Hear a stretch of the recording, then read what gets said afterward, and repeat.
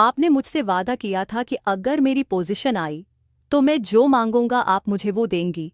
अब आप मना कर रही हैं। मैंने उस एयर को कहा हाँ, मैंने कहा तो था। मैं मानती हूं, लेकिन जो तुम कह रहे हो वो नहीं हो सकता। कहानी शुरू करने से पहले अब दोस्तों से दरख्वास्त है, हमारे चैनल को सब्सक्राइब करें। मेरा नाम राबिया है, मेरी शादी हो चुकी है। मैं एक गांव में अपने शोर के साथ रहती हूँ। मेरा शोर एक सरकारी मुलाजिम है, लेकिन उसकी मुलाजमत दूसरे शहर में है, इसलिए उसे निकली के सिलसिले में दूसरे शहर जाना पड़ता है। मैंने अपने शोर से कई बार कहा कि आप कोई और जॉब ढूंढ लें। हमारी नई नई शादी हुई है और मेरा इस तरह आपसे दूर रहना मुझे अच्छा नहीं लगता, और अभी तो हमारी नई नई शादी हुई है। मुझे शोर कहते कि बेगम, दिल तो मेरा भी यही करता है कि तुम्हें छोड़कर कहीं ना जाऊं, लेकिन अब काम के सिलसिले में मुझे जाना पड़ता है। मेरी शोर ने कई दफ़ा अपना तबादला करवाने की दरख्वास्त भी दी, लेकिन कोई फ़ायदा ना हो सका, इसलिए मेरे शोर हर महीने बाद घर आते हैं। मैं घर पर अकेली ही होती हूँ और बोर होती रहती हूँ। मैं खुद पढ़ी लिखी हूँ, इसलिए मैंने घर में एक ट्यूशन सेंटर खोल रखा है, जहाँ मैं 8वीं जमात से लेकर 10वीं जमात के बच्चों को पढ़ाती हूँ। मेरे ट्यूशन सेंटर में मोहल्ले के तमाम बच्चे और बच्चियाँ आती हैं। इस तरह मैं बच्चों को पढ़ाकर वक्त गुजारी भी करती हूँ और पैसे भी कमा लेती हूँ। एक दिन मामूल के मुताबिक बच्चों को पढ़ा रही थी कि दरवाजे पर दस्तक हुई। मैं बाहर गई तो गांव के चौधरी साहब आए थे। वो अपने बेटे के साथ लाए थे। मैंने चौधरी साहब को बैठक में बैठाया और उनके लिए चाय बनाई। चौधरी साहब ने मुझे कहा, बेटा, आज तुम्हारे लिए एक काम लाया हूँ। तुम बहुत पढ़ी लिखी हो और गांव के सब बच्चों को पढ़ा रही हो, ये बहुत अच्छी बात है। मैं बहुत खुश हूँ। मैं चाहता हूँ कि बेटा तुम मेरे बच्चों को भी पढ़ाओ। ये नालायक पिछले 2 साल से मैट्रिक में फेल हो रहा है और मैं उसकी वजह से बड़ा परेशान रहता हूँ। जब मैंने उनके बेटे को देखा तो उम्र से तो काफ़ी छोटा लग रहा था। उसकी दाढ़ी मूंछ भी नहीं आई थी। मैंने चौधरी साहब से कहा, ये तो भी काफ़ी छोटा सा है और मैट्रिक में 2 बार फेल हो गया है। मुझे तो ये 7वीं 8वीं जमात का बच्चा लगता है। कि चौधरी साहब ने कहा, तुम उसको बच्चा मत समझना, ये तुम्हारी सोच से भी ज़्यादा तेज़ है। मैंने कहा, चलो ठीक है, मैं अपनी पूरी कोशिश करूंगी। अगले रोज से अजीर ने एकेडमी आना शुरू कर दिया। पहले 2-3 दिन तो सब कुछ ठीक था, लेकिन उसके बाद उसने शरारतें करना शुरू कर दी। कभी किसी को छेड़ता तो कभी किसको तंग करता।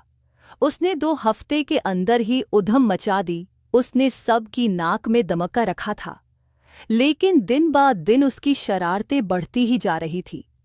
और ये एकेडमी आता तो बड़ी वहशियाना नज़रों से मुझे देखता, जैसे मुझे अभी खा जाएगा। मुझे उसकी हरकतें समझ आ रही थी।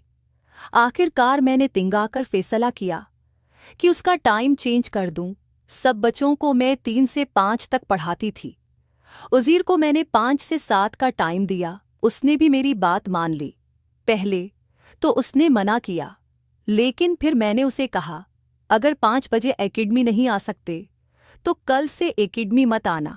फिर वो मान गया और वो 5 बजे एकेडमी आता। अब उसने अपनी हरकतें मुझ पर आजमाना शुरू कर दी। वो लगता तो बच्चा था, लेकिन अंदर से पूरा था। मुझे इस बात किया एहसास तब हुआ जब मैंने उसे गिनती लगाते पकड़ा। मैं हैरान हो गई। खैर, अब मुझे उसकी शरारतों की आदत हो गई थी। मुझे खुद अकेलापन अंदर से खा रहा था, लेकिन मैंने अपने आप को कंट्रोल किया। मैंने उज़ीर को समझाया कि बेटा, अपनी पढ़ाई पर तोजा दो और ये हरकतें बंद कर दो, लेकिन वह बच्चा नहीं, शैतान था। एक दिन मैंने खूब गांता तो फिर वो काफ़ी देर तक सुकून से बैठा रहा। उसने रोने वाली शक्ल बना ली। मुझे काफ़ी दुख हुआ, क्योंकि आज तक मैं किसी पर ऐसे चढ़लाई नहीं थी। फिर मैंने उज़ीर को कहा, देखो, मैं तुम्हें शरारतें करने से मना नहीं करती, लेकिन एक लिमिट होती है, तो तुम अपनी लिमिट में रहा करो। मेरे सब पता है तुम क्या चाहते हो। मैं कोई बच्ची नहीं हूं जो समझ ना सकूं। तुम पढ़ाई में भी ज़ेरो हो और ऊपर से ये हरकतें। इतने में उज़ीर ने कहा, टीचर, अगर मैं पर्सनों के टेस्ट में फल मार्क्स ले आया तो फिर तुम मुझे नालायक नहीं कहोगी। मैंने दिन में सोचा, अच्छे मार्क्स और ये हो ही नहीं सकता। मैंने कहा, ठीक है, उज़ीर, अगर तुम जीते तो मैं तुम्हें नालायक कहना छोड़ दूंगी और इस दिन कोई पढ़ाई नहीं करूंगी। तुम जो चाहे कर लेना, वो दिन तुम्हारा होगा। उज़ीर ने हामी बढ़ ली।